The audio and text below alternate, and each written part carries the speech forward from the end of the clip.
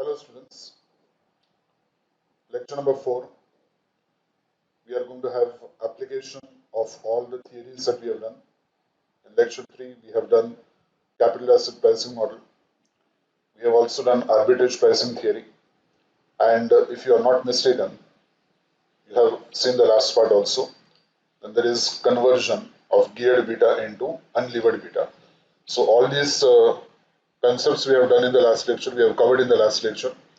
So now we proceed from there and we see the application of the problems for from the examination point of view, application of the theory in the problems from the examination point of view. And we will be taking up questions today in this session based on what we have done.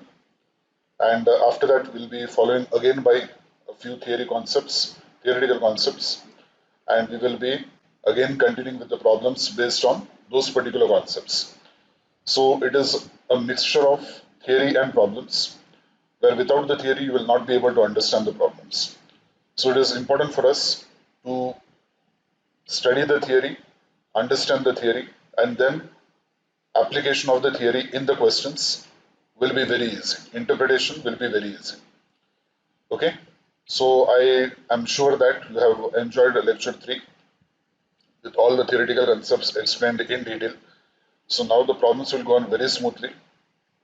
Some important questions are there which we will see in the due course. And we will have to see application of the APT, application of CAPM, and application of conversion of geared beta into unlevered beta. Okay, so shall we start with lecture 4 now? Ready? So now let us come to page 101 of your material. I suppose everybody has downloaded the material. Page 101, question number 8.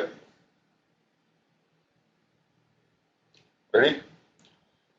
What is given over there? Let us now read the question and understand what is the question about, what is to be applied. Jades and Gems, a company, finance their assets with 40% borrowed funds. When I say 40% borrowed funds, it implies the remaining 60%. The remaining 60% is equity funds. So what type of company? It is a geared company. The equity beta has a value of 1.25. That means the value of the company, the beta of the company, the risk of the company, the geared beta of the company is 1.25. Risk-free rate of interest is 6%. RF, 6%. Expected market risk premium. So risk-free interest 6%. Market risk premium. What is this? 3%. This 3% is RM minus RF. RM minus RF bracket. For strategic reasons, JG is Jades and Gems, is promoting another company in the same line of business having the same risk. What would be the expectations from the new company of the investors? That means what is the expected rate of return, rate of equity? Equity is nothing but the expected rate of return. If it was to be entirely financed by equity funds and tax rate was 34%. So if you remember in the lecture 3, we had said geared company which is going to have a project or which is going to start a new company which is going to be financed only by equity. So the risk of that particular company would be the unlevered risk. But risk of this company, this 1.25 is a geared risk when the borrowed funds are there, 40%. 40% borrowed funds are there. So that 1.25 is a geared beta. That is not applicable, that cannot be applicable to the new company which it is promoting. For the new company, I require the ungeared beta. So this involves the problem of conversion of geared beta into ungeared beta. Okay, so this is the question. So you have to understand what is to be done, what is to be applied, Read the question carefully in the examination also. Let us see the solution of this now. So now what we do is, first we say that we will write the details down. What details will write? We'll say that the company Jades and Gems is a geared company. It is promoting another company which is to be entirely financed by equity. Therefore, there is a requirement. We have to first convert the geared beta of the company into the ungeared beta or the unlevered beta. After that, we'll apply CAPM to find out the cost of equity or the returns on the security that is expected by the equity shareholders. Okay, so let us start first by writing the statement. Statement that will be written is JG Limited is a geared company. You'll start like this. Always your problem should start as to what you are doing, the explanation part. So write down JG Limited is a geared company. JG Limited is a geared company. It is promoting another company. It is promoting another company which is to be entirely financed. Which is to be entirely financed by equity funds. By equity funds. Therefore, convert the beta for the geared company into unlevered beta write down the formula. Beta of unlevered company is equal to beta of geared company into numerator equity upon denominator equity plus debt net of tax. How do you write net of tax? 1 minus t. 1 minus t. Okay. So what we have said, geared beta here, this geared beta is given to us in a question, that is 1.25. Achha, this equity, the amount is not given, but they have said that 40% is borrowed funds, so 60% is equity. And here debt is 40%. So this equity and debt, 60% and 40%, 0.6 and 0.4. Rate of tax is given to me in decimals 0.34. It is 34%. So I'll write it as 0.34. Okay. So I substitute all these values now. 1.25 into proportion of equity, that is 0.6, 60%, divided by 0.6 plus 0.4 into 1 minus rate of tax, that is 1 minus 0.34. We evaluate this part, we get 0.6 divided by 0.864. Multiply this to 1.25. You will get 0.87. Now this 0.87 is nothing but the unlevered beta or the risk that is applicable for the new company, which is an all equity company, entirely financed by equity funds. So when the debt capital is there, the risk is higher. You can say that risk is higher, 1.25, geared company. But when the debt factor is removed, we are finding only for the proportionate amount of equity capital. Then in that case, it is 0.87. 0.87. So what is the purpose of conversion?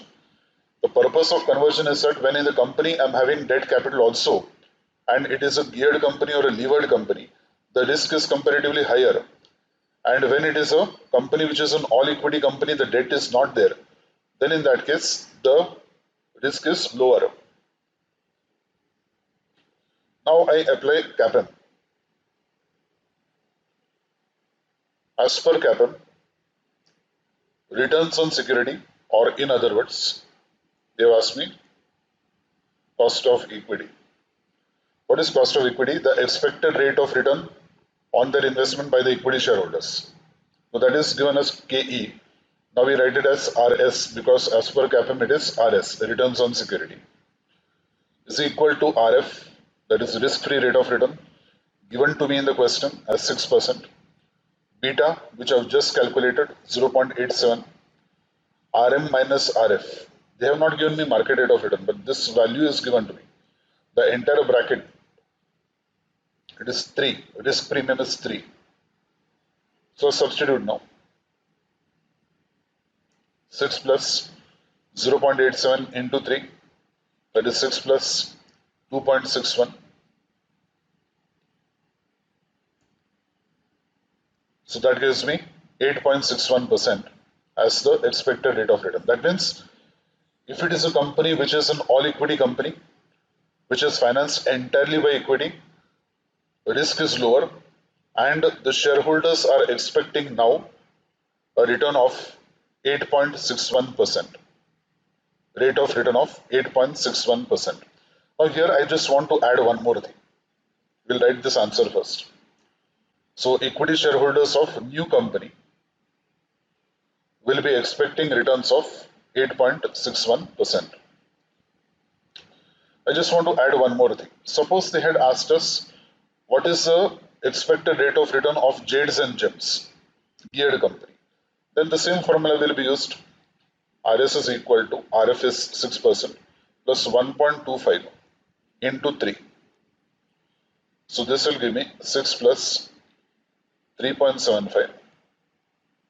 That means expected rate of return would be 9.75%. This is for the geared company. Geared company, Jades and Gems. Jades and Gems. Okay. So if they ask you for the geared company also, no problem. Formula is same. Only the beta value changes. From 0.87 it will be 1.25 because for the geared company the beta is 1.25. Clear? So this is the application of what we have done. So I told you now that theories will be done and application of the theory will be done. Now if I don't teach you the theory and I directly come to this question number 8, you say, sir, why you are doing this? From where the formula came? Okay, so that is why knowledge of theory is important, so that problems now go very simple. Nothing is there in the question now because you know everything. Just have to substitute the values, right? So that is why theory is important. Up till here it is clear, right? Let us go to question number 9 now. So let us see now question number 9.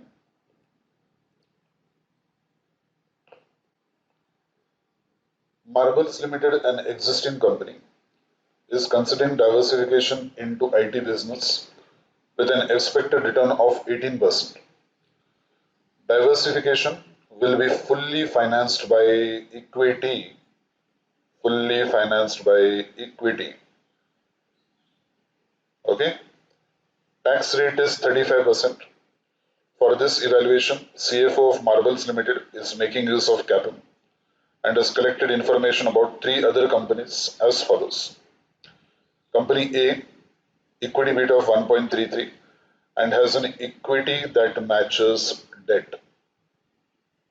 So equity is 50%, debt is 50%. Equity that matches debt. That means the proportion of equity and debt is 50-50. Company B, it is having an equity beta of 1.30. It has 2 projects, one of which is 20% of its asset value with an asset beta of 1.4. Financing mix is 40:60 debt to equity ratio. The diversification proposed to be undertaken by Marbles Limited is identical to that of the second project, that is 80% of company B. Now here financing mix is given to us 40:60 debt to equity ratio, that means debt is 40%. Debt is 40%. Equity is 60%. Correct? Company C has an equity beta of 1.05 with a debt equity mix of 35:60. So debt is 35%, and equity is 65%. Taking each of the companies, three companies as proxy, that means as the basis of evaluation. Evaluate the likely beta for the new project of Marbles Limited. So what we will do is we'll find out what is the unlevered beta of company A, what is the unlevered beta of company B, what is the unlevered beta of company C. After doing that, what we are going to do is we'll take the average of those three betas, the simple average of the three betas, and that will be the beta that is going to be applicable for the new project of Marbles Limited. Because we are taking these three companies as proxy. Means what? We are taking the three companies as the basis on which we are going to calculate the beta for my company, that is Marbles Limited. So now let us see how to solve this. Very simple. As I told you, first we'll find out unlevered beta for company A, company B, and then company C, and then take the simple average of all those three betas. Okay? Let us see how to solve. So now, in the solution, what do we start with? We start with by writing for company A. That means we'll calculate the value of each company's details. For company A, unlevered beta is equal to geared beta into equity upon equity plus debt into 1 minus T. Details of company A are given to us 50-50, debt and equity is 50-50, rate of tax is given 35%. Geared beta of the company is 1.33, that is given to us. Equity and debt are in equal proportion. So that will be 50% of equity and 50% of debt, so 0.5 and 0.5. Equity and debt. Rate of tax 35% given to us. So that will come to 0.665 upon 0.825.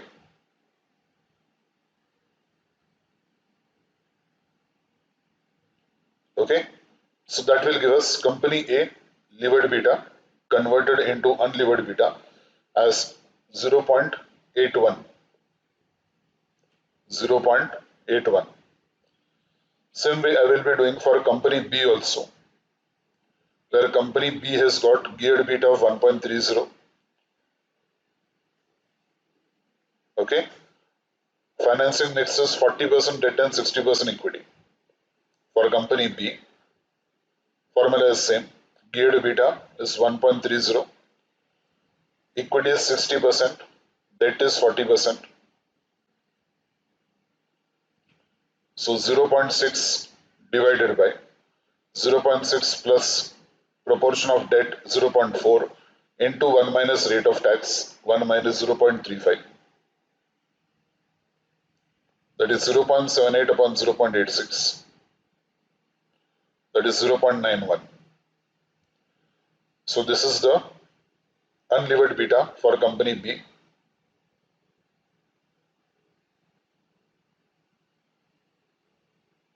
Same way I will do for company C. Company C, geared beta 1.05, debt equity mix 35% of debt, 65% of equity. So 0.65 in the numerator, the whole thing divided by 0.65 plus 0.35 into 1 minus 0.35 rate of tax.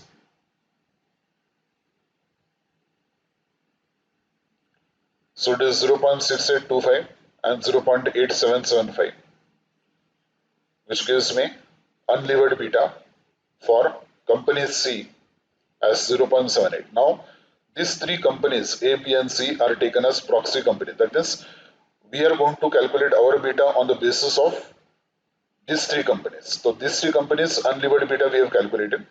Now what is applicable for our company is a simple average of these three betas. So write down. Average of beta values 0.81 plus 0.91 plus 0.78 divided by 3. So the beta applicable is 0.83. Therefore, beta value for diversification can be taken as 0.83. Okay, so we have seen the application now, application of what we have done in the last lecture. Last lecture we had ended with conversion of geared beta into ungeared beta. Why we are doing that we had explained in the last lecture. So now we are doing problems based on application of that. So that is why I said that it is important for us to understand the theory first, so that problems will become very simple. Clear? Shall we move on to the next part now? Question number 11. Question number 11. Sorry. Question number 10. We have not done question 10. So let us take up question 10. Now, what you do is, at the side you write here important. Question 10, important. Why? Because this is based on arbitrage pricing theory, based on APT theory. Let us see now. Expected returns on equity shares in an economy is affected by 4 macro factors. What are the 4 factors? Change in GDP, change in oil price, change in monsoon, that is weather, and change in book value of the assets. Risk-free rate of return, RF, is 10%. Value of these factors are given to you. Now, value of the factors means what? It is RF1 minus RF. RF1 minus RF. So when we talk about the value of the macro factor, that means this is given to us. It is like market risk premium is given to you. So value of the macro factor is given to us. Given the following factor sensitivities of the equity shares of 4 companies, find the expected return on the equity shares of each company. There are 2 important things that I want to highlight over here. One, of course, is the fact that we are doing the arbitrage pricing theory for the first time. Second is, let us see what is the second point. 4 companies are given: M Limited, K Limited, R Limited, D Limited. Change in GDP, how it is going to affect the 4 companies that is given. That is beta 1, beta 2, beta 3, beta 4 is given. So this is beta 1, this is beta 2, this is beta 3, this is beta 4. So the 4 factors, how they are affecting different companies, that is given to us. Now see the last part. What is given in the last part? In the last part they have given, Mukesh had rupees 1 lakh to invest. Mukesh had rupees 1 lakh to invest. He borrowed 100 shares of D Limited, this company. He has borrowed 100 shares of D Limited and sold this at the rate of 500 rupees per share. Rate of 500 rupees. Obviously, it is a per share value. He has invested 1,50,000 equally in the equity shares of other 3 companies. Find the expected return of the portfolio. Now, what I'm trying to tell you here is the second point. What is his total investment? His total investment is 1,50,000. His total investment is 1,50,000, which he has made in the equity shares of the first 3 companies, M Limited, K Limited, and R Limited. What about D Limited then? Does he invest in D Limited? Obviously, you will say, no, sir, he is not investing in D Limited. But answer is yes. He is investing in D Limited, and it is a negative investment. It is a negative investment. Why? Because he has borrowed the shares. He has borrowed the shares. He has taken loan of 100 shares of D Limited. So there is a negative investment, and he has sold those shares. He has to replace it back. So it is a negative investment. Just like when you have a company making a loss. Okay? You ask me, sir, is the company making a profit? I say, yes, it's a negative profit. Means what? Loss is actually nothing but a negative profit. Likewise, borrowing of shares of a company, borrowing of shares of a company is like negative investment. Okay, it is like a negative investment. So I say that we are actually having his own investment is only 1 lakh. His own investment is only 1 lakh. That 50,000 additional that he's investing is actually not investing, but he has taken a loan that has to be returned back. So that is a negative investment. It is an investment, but it is a negative investment. Now we have to see how do we account for. Now, since we are supposed to calculate returns of the portfolio, I have to calculate first the weights of the portfolios and then multiply to.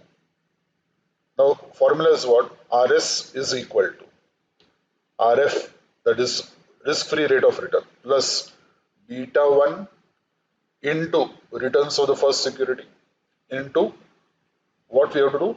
Value of the micro factor, RF1 minus RF. This is RF2 minus RF.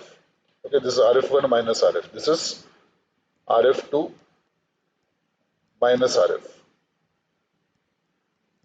Same way, this is RF3 minus RF. And this is RF4 minus RF. So these values are given to us. So now we have to first find out the weights. How to find out the weights and how to solve the problem is what we have to see now. The solution of this we are going to now prepare. Okay, so let us see how the solution comes.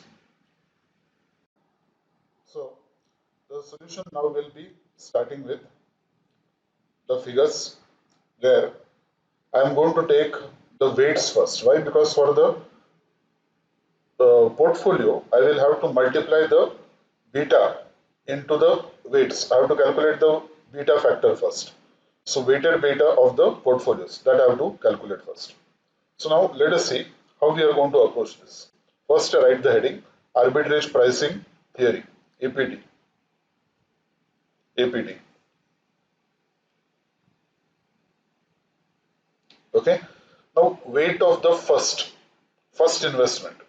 Weight of the first investment, that is investment in M limited, then investment in K limited, then investment in R limited, and weight of the investment in D limited.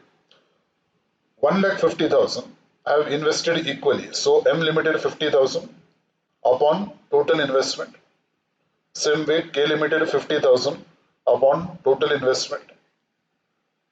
R limited 50,000 upon total investment. And D limited, it will be minus 50,000. Minus 50,000. I told you it's a negative investment upon total investment. Okay, let us see now.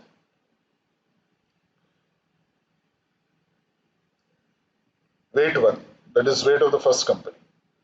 50,000 is the amount that I've invested. Now pay attention here. 50,000 is the amount invested. First investment is 50,000. Second investment is 50,000. Third investment is 50,000. And then I have got negative 50,000. This is of D limited, last company. Borrowings of shares. So what will happen? 50 and 50 will cancel. So it will be 50,000 divided by 1 lakh. 50,000 divided by 1 lakh. So it is 0.5. Now remember that the total of all these weights should always be equal to 1. Same way I do for the second company. Same way I do for third company. Same way I do for fourth company. So like this, I have done investment in each company. Fourth company, you can see that it is minus 50,000. It is minus 50,000. Okay. Now let us take the total of all this. 0.5 plus 0.5 is 1. 1.5. 1.5 minus 0.5 is coming to 1. That means now we know that what we are going to have as total weights is always going to be 1. If I don't take the last one as a negative figure, then the total of my weights will not be equal to 1. Then the total of my weights will be equal to 1.5. Therefore, it is necessary for me to ensure that I write the last investment also, because that last investment is a negative investment. Now I will be calculating beta of portfolio with respect to each factor. Now how I am going to do that, I'll explain to you. So let us write down now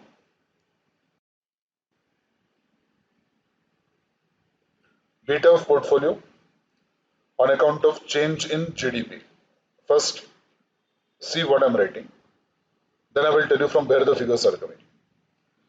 Now, beta of the portfolio on account of the first factor, change in GDP. That is the first factor.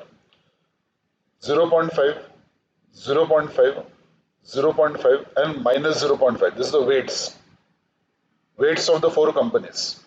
Multiplied to what we are going to multiply this to 1.5. Now look at your question. In your question, that factor sensitivity table is given. Correct? Now in that factor sensitivity table, change in GDP, that first row, because we are doing change in GDP, first row. In the first row, the first figure is 1.5, second figure is 2, third figure is 0.5, fourth figure is 0.2. So weights of each of the company multiplied to the beta factor of each of the four companies. Weighted beta of the portfolio is equal to the weighted beta, and weights are calculated by us 0.5, 0.5, 0.5 minus 0.5. And what are the sensitivities of that? It is given 1.5, 2, 0.5 and 0.2. So when we evaluate that, it comes to 1.90.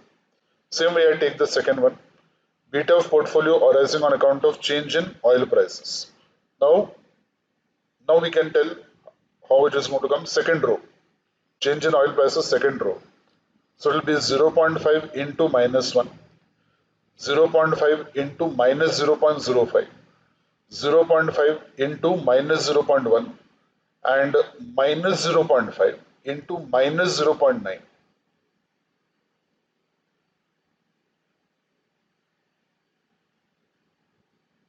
And minus will give you plus over here, because this is minus, this is also minus, so minus into minus will give you plus. So these are all the weights.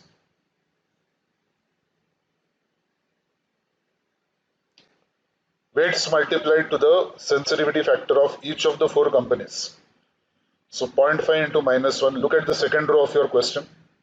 Change in oil prices, 0.5 into minus 1, 0.5 into minus 0.05, 0.5 into minus 0.1 and minus 0.5 into minus 0.9. So it will be plus, whatever is the product will be a plus. Minus into minus is plus.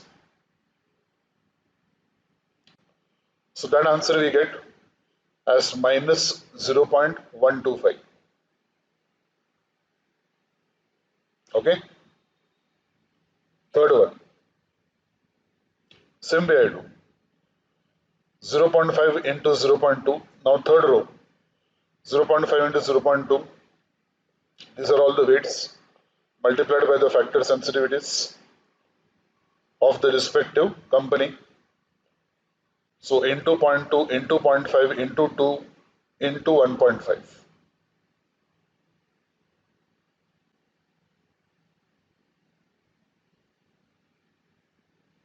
Okay, so that comes to 0.6. Likewise, last one, beta of portfolio arising on account of change in book value. Last row, 0.5 into 0.25, 0.5 into 0.5, 0.5 into 0.65 and minus 0.5 into 0.55. Last row. So that comes to minus 4.25.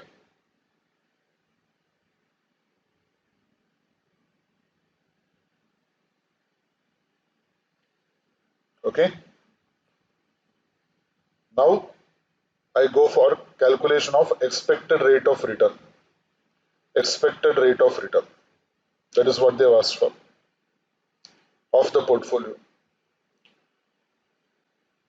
APT, so it is an expanded formula. RF plus beta 1 into RF1, that is macro factor 1, value of macro factor 1, plus beta 2 into RF2, plus beta 3 into RF3, plus beta 4 into RF4. Now, RF1, RF2, RF3, and RF4. These are all value of, what is this called as? It's called as value of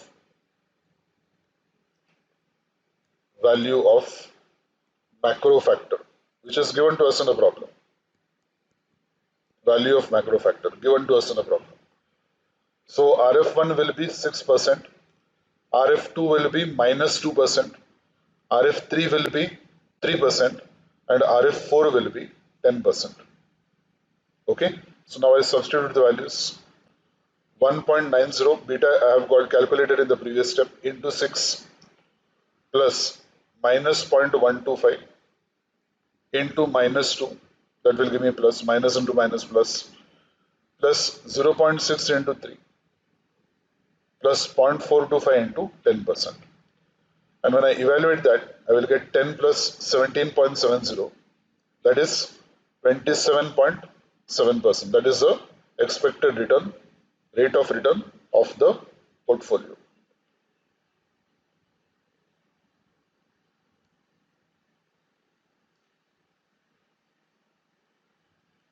Point is clear?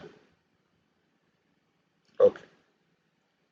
So this is the application of arbitrage pricing theory. I told you now, theory application will come somewhere or the other. And this is where the problems are based on the theories that we have done. That is why doing the theories and having a solid base is very, very important. I'll come back to the theory also.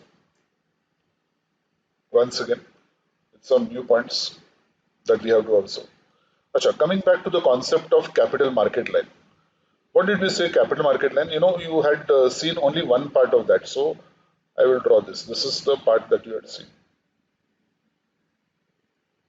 Okay. This was the efficiency frontier. Remember? Efficiency frontier.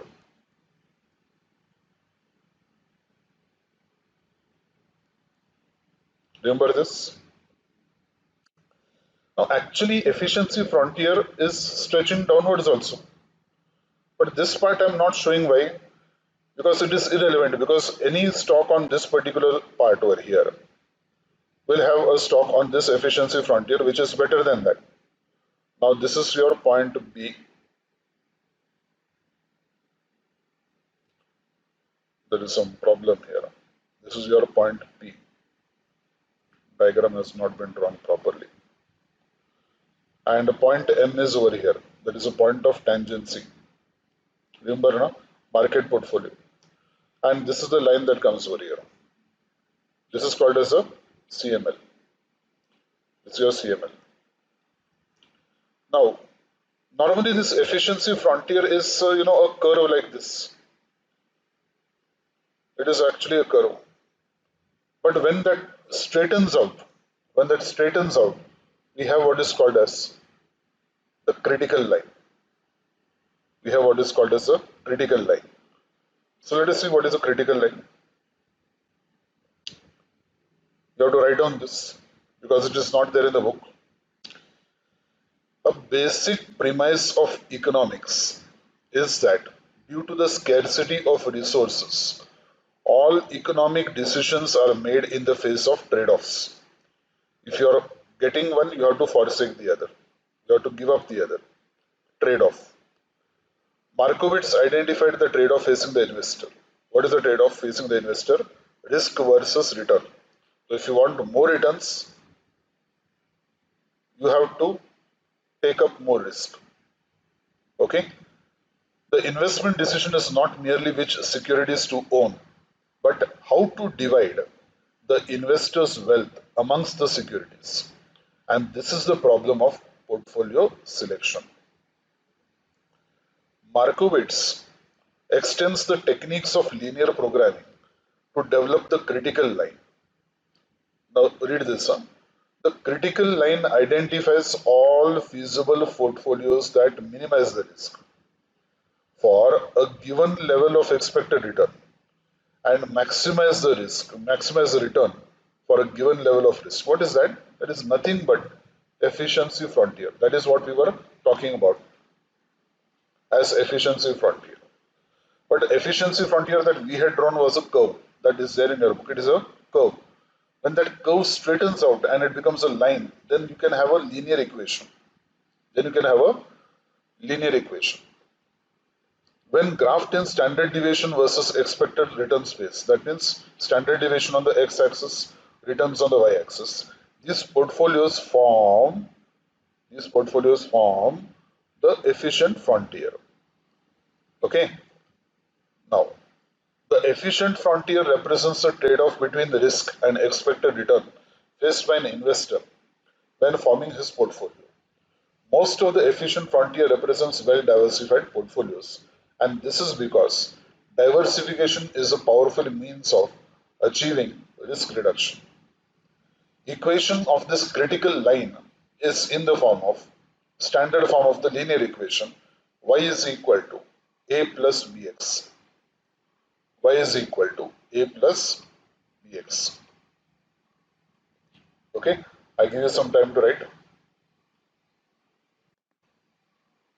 2 minutes, write fast. I am dictating. A basic premise of economics.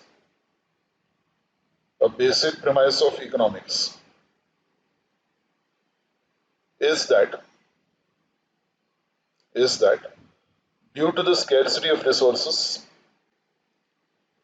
due to the scarcity of resources,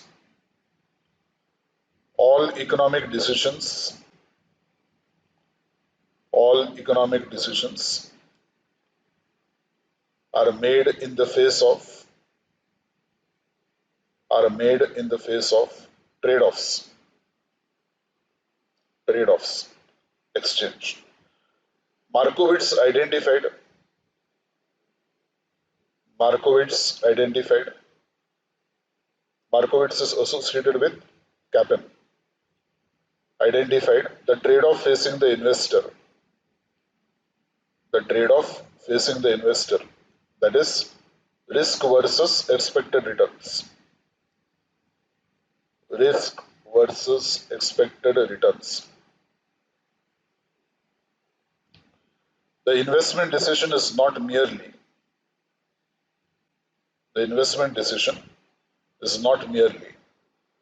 which securities to own, but how to divide investors' wealth, amongst the securities, This is the problem of portfolio selection.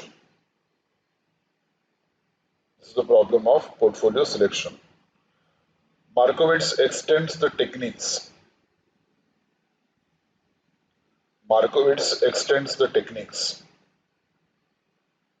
Of linear programming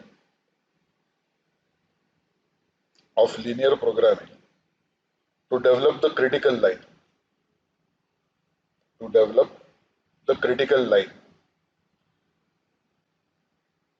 This critical line identifies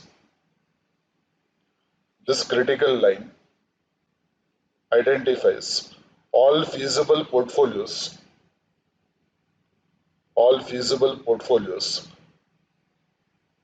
that minimize the risk for a given level of expected return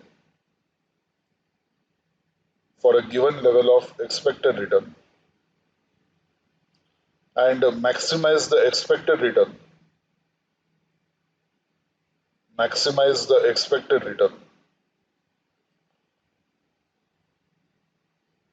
for a given level of risk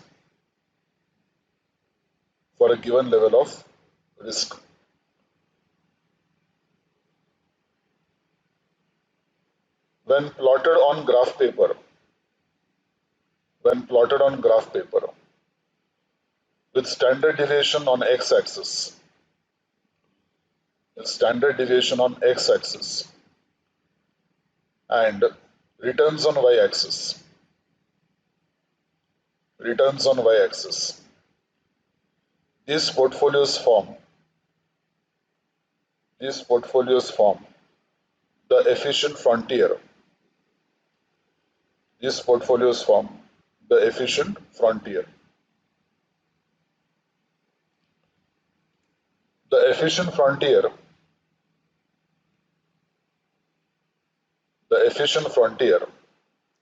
represents the trade-off between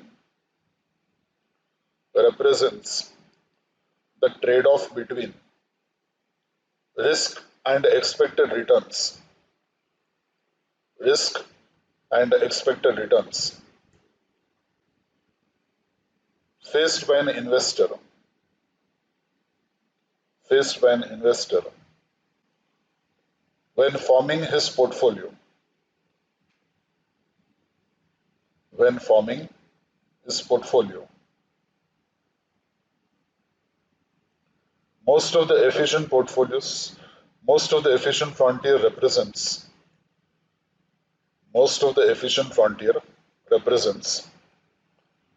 well diversified portfolios. This is because diversification is a powerful means. Diversification is a powerful means of achieving risk reduction.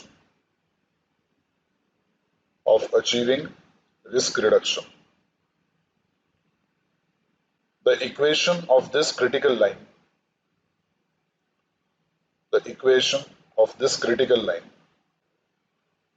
is in the form of y is equal to a plus bx. A and b small. A and b are constants. Y is equal to a plus bx.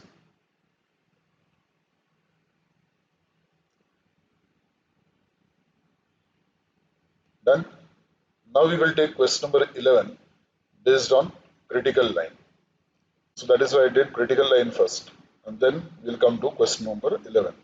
So then let us start with question number 11. Let us go through question 11 first. Before doing question 11, we will have to do a small theory that is on characteristic line. So please come to page 103 of your material. Page 103 of your PDF file.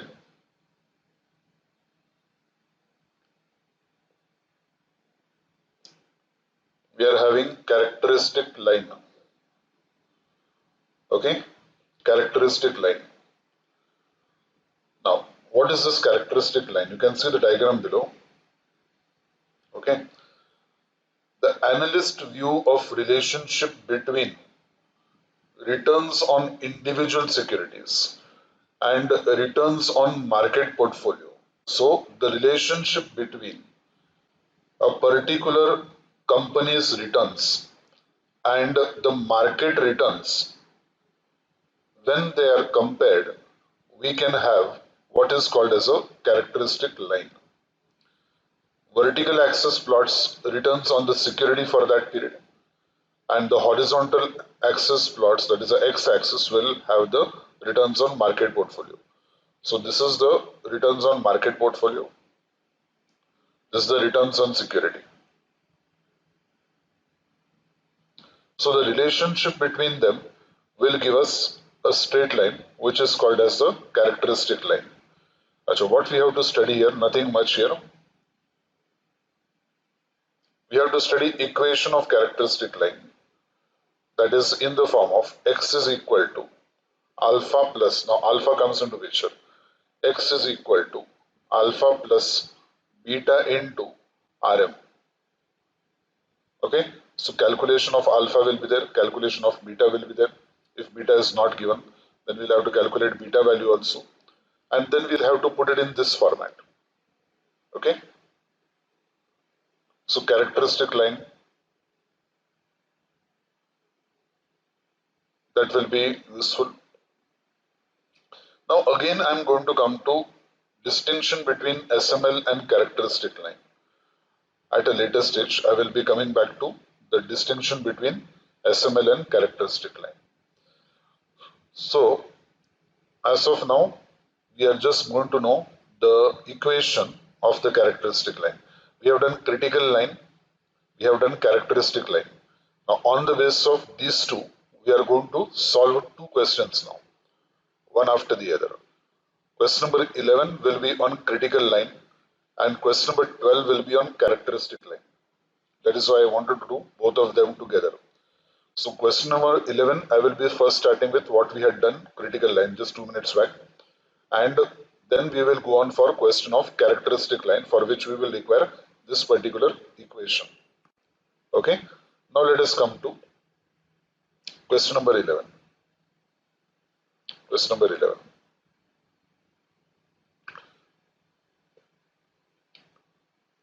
An investor has two portfolios known to be on minimum variance set for a population of three securities A, B, and C. Now, what is minimum variance?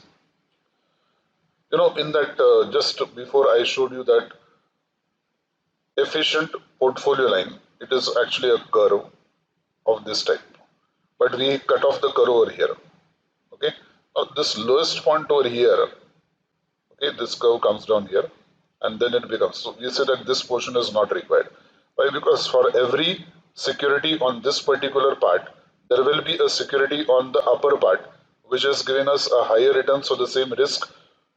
Okay, so this portion is not considered, but this minimum, this is the point which is called as a minimum variance set. Minimum point, minimum variance is there, because the if you draw the x and y axis, the y axis of all these portfolios which are there, this is the point where the risk is going to be minimum. It is on the extreme left side. Okay, so minimum variance set for a population, we are given three securities A, B, and C, and that portfolio is lying over here. Okay, point is clear.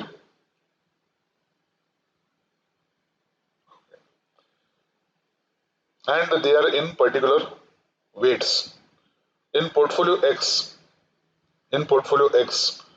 the weights of A, B, and C are 30%, 40%, and 30%. So 0.30, 0.40, and 0.30. For portfolio Y, we are having 20%, 50%, and 70%. The weights of A, B, and C. It is supposed that there are no restrictions on short sales. Short sales? What do you mean by short sales? Without having security, you are selling that security. How can you do that? Without having security. I want to sell the shares of Reliance Industries, but I don't have the shares of Reliance Industries with me. How do I do it? What is a short sale? It means that I will borrow the shares. Last problem we had done borrowing of company shares and then selling it off. Yes, that is exactly what is meant by short sales. Borrowing the shares for a short period of time, selling it off, and then replacing it at a later date. That later date must be as soon as possible. You cannot replace it after 1 year or so. So immediately as soon as you get the cash, you have to purchase the shares and replace those shares. So if I want to take advantage of increase in price of Reliance shares, and I want to take advantage of that, because I feel that tomorrow, day after, the shares may fall again. So what I do, I borrow the shares of Reliance. Now broker normally does it because he is having the access to various DP accounts of the clients. So he will borrow the amount from the number of shares from some other client's account, sell it in your name, book your profits, and then replace those shares. The reason being that other client may not be using those shares, it must be lying dormant in his account for a very long time. So we borrow the shares for a temporary period of time in my name, sell it off, and then replace the shares back into the client's account, DP account. So that is called as a short sale. Selling when you don't have the physical quantity of the shares with you. So there are no restrictions on the short sales. That means you can sell, you can have the short sales done. Okay? No restrictions on the short sales. Then What would be the weight for each stock?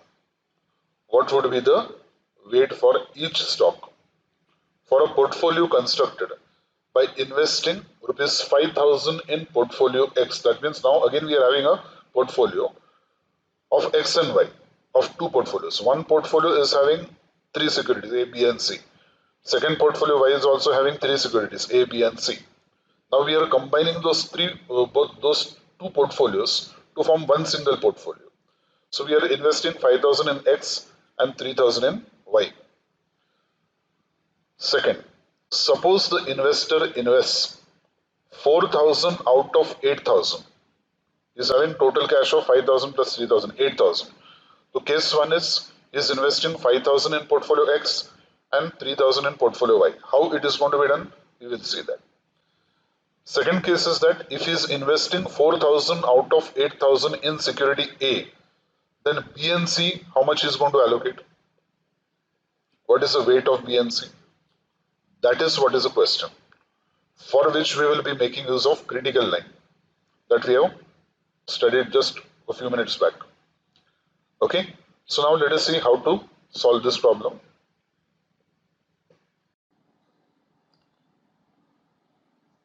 So, question 11, let us start.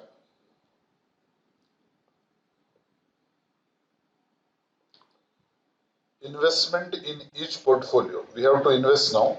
They have said the question was the first part that 5,000 is to be invested in portfolio X, 3,000 in portfolio Y. Now I maintain the same ratio as they have given to me in the question. So if you refer to your question, for portfolio X, it is 30% of A, 40% of B, and 30% of in C. So I will maintain the same one. So 5,000 rupees, okay, 5,000 rupees. If I'm going to invest in portfolio X, that will be 30% in A, 30% of 5,000 will be 1,500, 40% in B, that is 40% of 5,000, that is 2,000, and again 30% in C, that is 1,500. Portfolio Y, I am investing 3,000 rupees in the same proportion as they have given to me. So if you refer to your question, portfolio Y it is 20, 50 and 30. 20% of 3,000 is 600. 50% of 3,000 is 1,500. And 30% of 3,000 is 900. Okay. Now, what is the combined amount of A that has been invested? Combined amount 2,100, 3,500, 2,400 and total 8,000. Okay. This is clear. So in my total investment of 8,000, 2,100 of A in A, 3,500 rupees in investment B and 2,400 in investment C for the two portfolios X and Y taken together. So the weightage of the stock now, how to calculate the weightage of the stock? Individual stock weightage I have to calculate. So I will be doing calculation like it is going to be each stock upon total investment. So I write the stock weights. First one 2,100 divided by 8,000. 2,100 divided by 8,000. I'll get 0.26. 3,500 divided by 8,000. 3,500 divided by 8,000. I get 0.44. And 2,400 divided by 8,000. I get 0.30. So investment or the weightage of each stock is 26% in investment in A, 44% investment in B, 30% investment in C. Okay. Now, second part of the question that was given to me in the question number 11 was that suppose the investor is investing 4,000 out of 8,000 in security A. Now from this we have sorry, from this we have to understand that 4,000 out of 8,000 means 50%, 0.5 is invested in A. 0.5 is invested in A. So what is the weightage of investment in B and C of the balance amount? Okay, 8,000 minus 4,000. 4,000 is in A, the balance 4,000. How we are going to split? What will be the weightage in B and C? That is the question. So I say let the equation of the critical line be WB is equal to A plus B into WA. That is in the form of Y is equal to A plus BX. Okay, this format. Y is equal to A plus Bx. So WB is equal to A plus B into WA. When I substitute, I do not know. I do not know how much is going to be invested. Okay. Now, what I do is in portfolio X, weight of B, weight of B is equal to A plus weight of A, because I am talking about two things now. First and second, investment A and investment B. I am taking two investments at a time. I cannot take all three together. I am taking two investments at a time. So, as of now, the weightages that is given to me, the weightage that is given to me, I will substitute and I will find out the values of this A and B, this constant, these are constants. So first I have to find out the constant values. Okay, then I will say weight of A is 0.5, but as of now, I'll put in the values which are known to me for A and B. A is 30%, B is 40%, weight of A is 30%, weight of B is 40% in portfolio X. So I write portfolio X, weight of B is 40%, weight of B is 40% in portfolio X is equal to constant A plus weight of A into B. Weight of A is 30%. This is 30%. As of now, this is 40%. Achha, now in portfolio B, that is portfolio Y, 20% of A and 50% of B. So it is 50% of B, so 0.5 is equal to A plus 20% of A into constant B.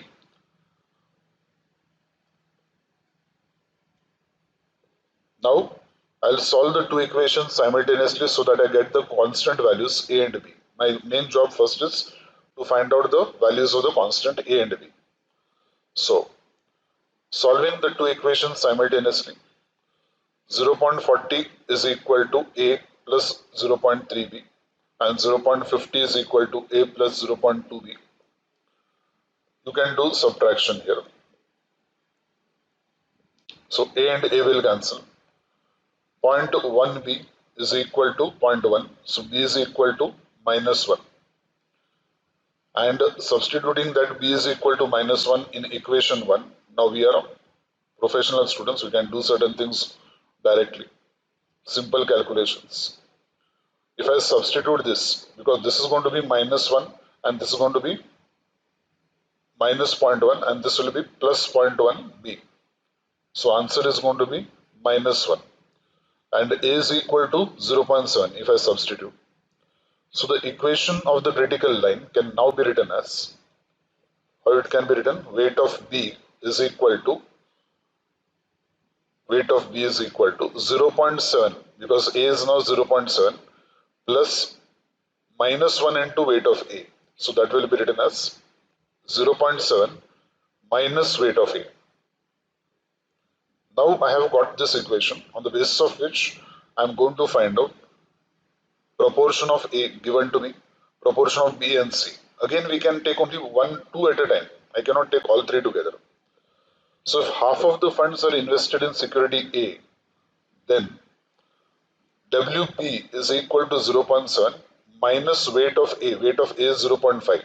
How 0.5? They have said that half of the amount, 4,000 out of 8,000, has been invested in security A. 4,000 out of 8,000 is invested in security A. So it is half the amount, that is 0.5. So WP is equal to 0.2. So I have got weight of A, I have got weight of B. Now to find out weight of C, how weight of A plus weight of B plus weight of C should be equal to 1. I have told you this in the very first lecture. All the total of all the weights should be equal to 1. Total of all the probabilities should be equal to 1. So now I say weight of A plus weight of B plus weight of C should be equal to 1. Okay. So weight of A and weight of B I know now. Okay. 0.5 and 0.2. So WC is equal to, weight of C is equal to 0.30. 1 minus 0.7, that will give me 0.3. 0.30.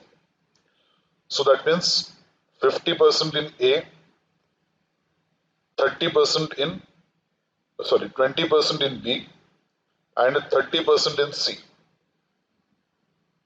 That is the allocation. So allocation of funds will be security A 50% of 8,000, that is 4,000. Security B, it is 20% of 8,000, that is 1,600. And security C, it is 30% of 8,000, that is 2,400. So in this way, we have got the allocation of funds done. In this way, we have found out what is the proportion of investment in B and C. Okay. So this is your question number 11.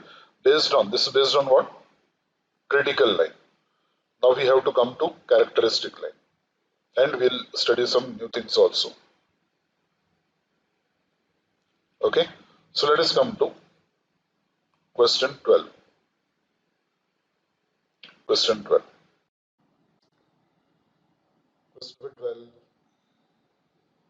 Now you see that theory is playing a very important role. If you had not done the theory first, there would be a lot of questions, there would be a lot of doubts, there would be a lot of problems as to understanding the things. So now what has happened is since we have done the theory, we have got a broad idea as to what is happening in the questions or what is happening in their solutions, how we are getting the figures, from where we are getting those figures. Okay, let us come to question 12 now. The returns on stock A and a market portfolio for a period of 6 years is given. Okay, you are required to determine, all the figures are in percentages. You are required to determine characteristic line for stock A. Remember, characteristic line I just did before doing question 11, where we require alpha value and a beta value. And second, systematic and unsystematic risk of the stock A.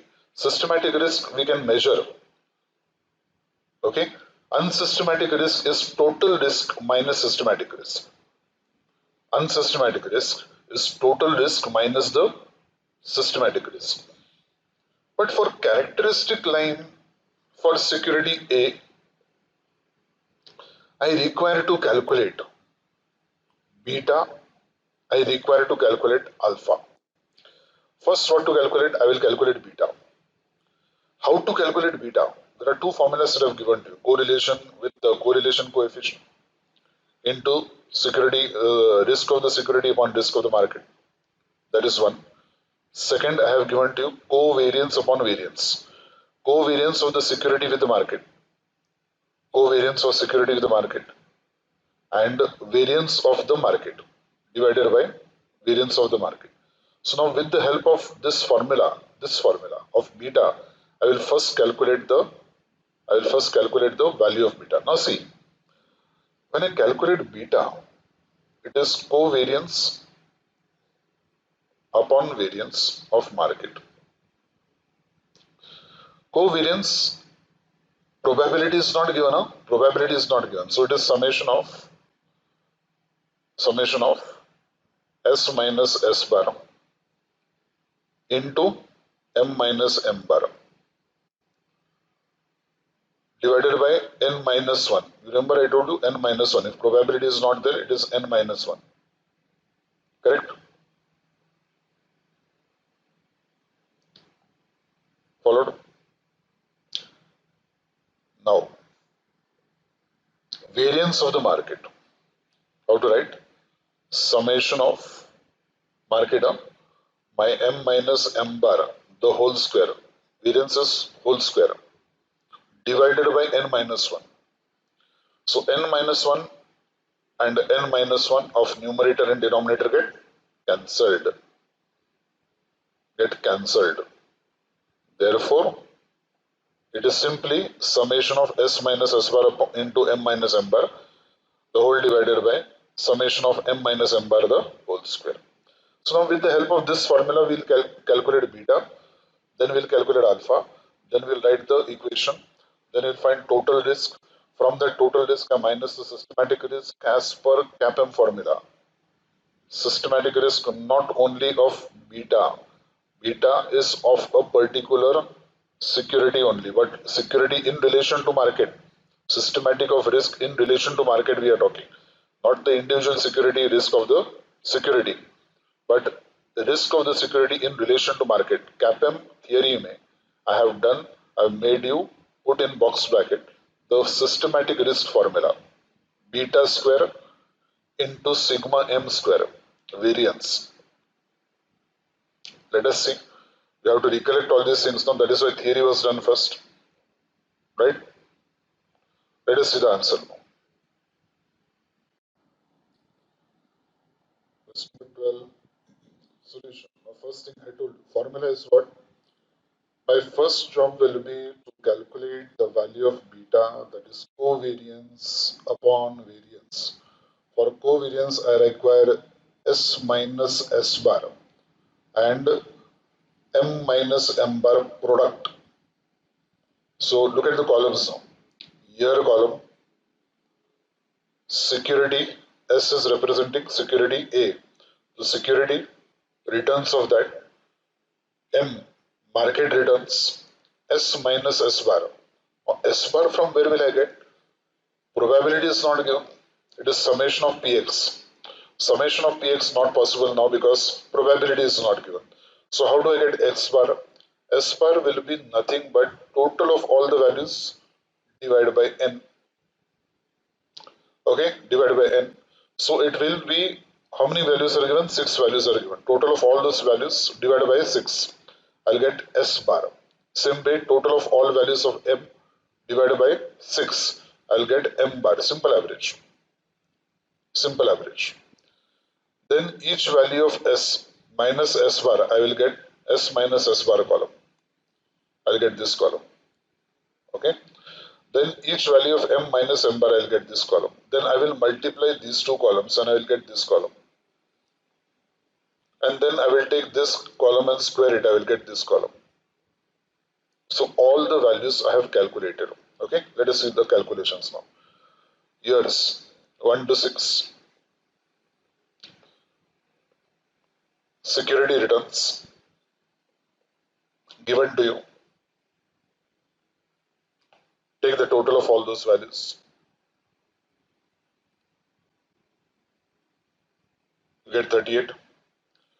Market returns, all the values, you get 34.5.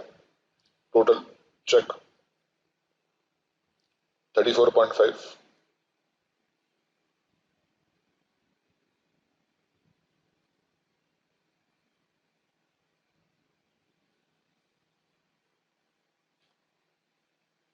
Okay. So what do you do now? First find out S bar. S bar is equal to 38 by 6. That comes to 6.33.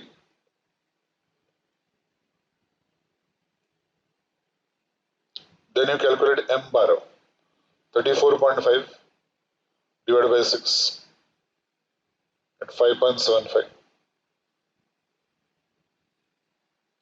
Now each value of S, 12 minus 6.33, 15 minus 6.33, 11 minus 6.33, Like that we'll calculate. So first one, 12 minus 6.33, 5.67.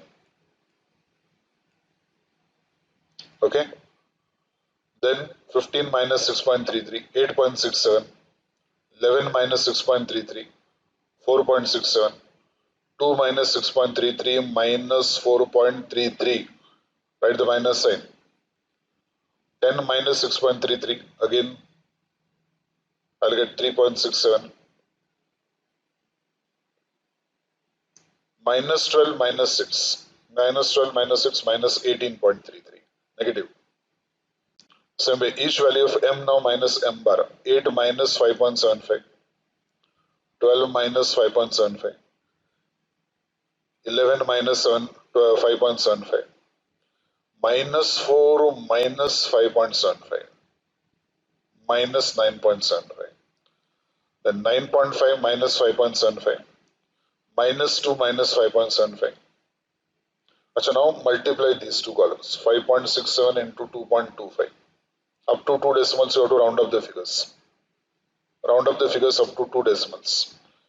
12.76, 8.67 into 6.25, 54.19, 4.67 into 5.25, 24.52, minus 4.33 and minus 7.7, 9.75, minus into minus plus, 3.67 into 3.75, 13.76, again minus into minus plus, 18.33 into 7.75.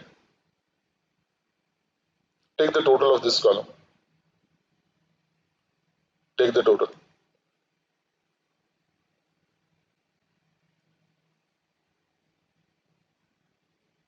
Okay. Now this column you will take m minus m bar and square the figures. 2.25 square. 2.25 square. 6.25 square. 6.25 square. 5.25 square. 9.75 square. 3.75 square. 7.75 square. Got? Okay. Total of this summation of m minus m bar the whole square. Summation of m minus m bar the whole square. So that comes to 240.86. Now let us calculate beta value. Formula S minus S bar upon into M minus M bar, that is this figure total divided by this total. Okay, we'll get the beta value.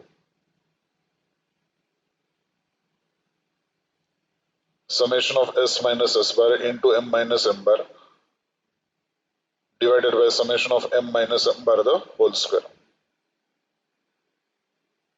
Substitute. You get 1.2020. Beta value we have got. Let us now calculate alpha value. What is the formula for alpha? Actual returns minus expected returns. Actual returns minus expected returns. Actual returns, how do we write this? S bar minus beta into market rate of return. Okay, minus beta into RM. RM means market rate of return. So S bar is how much? We just calculated S bar 6.33. We have just calculated beta. Correct? So 6.33 minus 1.2020. And what is market rate of return? M bar. That is 5.75. Market rate of return 5.75. So when I multiply, we get 6.33 minus 6.91, that is minus 0.58. So this is your alpha value. This is your beta value. So we can write the equation of the characteristic line. Equation of characteristic line is given in this format. Any security X So x is equal to alpha. Alpha is now what? Minus 0.58. What is beta? 1.2020. So this is your answer for equation of characteristic line.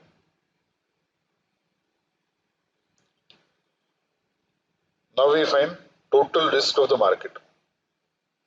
Total risk of the market, sir, new formula. No, it is not a new formula. It is actual formula was what? Summation of P into M minus M bar the whole square. But since P is not there, since you don't have the value of P given to you, then what do?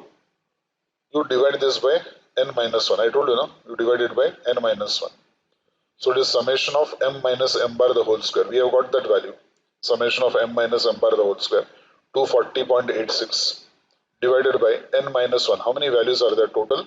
6 values. 6 minus 1. So 240.86 divided by 5. So total risk of the market is 48.17%. Total risk of the market is 48.17%. Now risk of the stock in relation to the market. Risk of the stock in relation to the market, S minus S bar the whole square divided by N minus 1. But we don't have these values. No issue. What we will do is each value of S minus S bar column, S minus S bar column that you have prepared, square it and take the total. What is the first value? 5.67, square it. 8.67, square it. 4.67, square it. All these are values which you have got in that column that you have prepared, S minus S bar column. So square all those figures, take the total. Square all the figures, take the total, round it up to 2 decimals. Round it up to 2 decimals.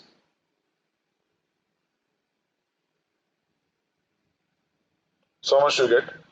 497.77. Now put it in the formula.